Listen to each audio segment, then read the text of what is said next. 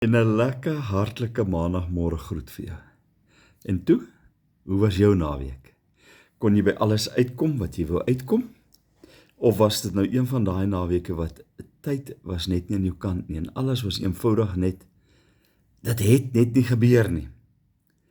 En baie keer met die goetertjies vra ek vir myself die vraag af, is dit omdat ons verkeerd beplan? Of is dit omdat ons nie altyd genoegsame geduld het? Luister gou hierso.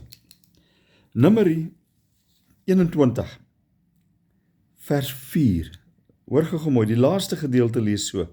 Maar die siel van die volk het op die pad ongeduldig geword. En is dit nie maar partykeer ons probleem, dat ons ongeduldig raak op die pad nie?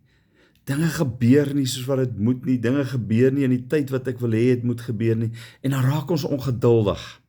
En ek wil nou vanmôre vir jou sê, daai ongeduldigheid het 'n ripple effek na ander mense rondom jou ook. Want dit veroorsaak dat jy as 'n ongeduldige persoon goed te sê wat jy nie moet sê nie, goed te dink wat jy nie moet dink nie. En ja, dan op die einde van die dag, dan kom 'n mens tot die besef, elke ding gebeur soos wat dit moet gebeur. Nou ek wil nou vanmôre vir jou vra, moenie op die pad ongeduldig raak nie. Moenie dat dit wat jy nie kon doen nie, so swaar las op jou skouers lê, dat die res van die week soos 'n berg voor jou lê nie toe. Kom raak ontslaaf van dit wat jou ongeduldig maak, en kry weer 'n bietjie 'n nuwe lied in jou hart, en vat hierdie week, en maak dit 'n carpe diem, 'n seize the moment week, soos wat God het vir jou in gedagte het.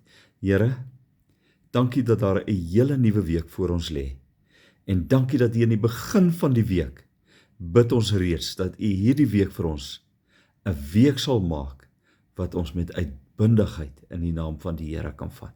Amen. Nou ja toe, jy moet 'n lekker week hê. Bye bye.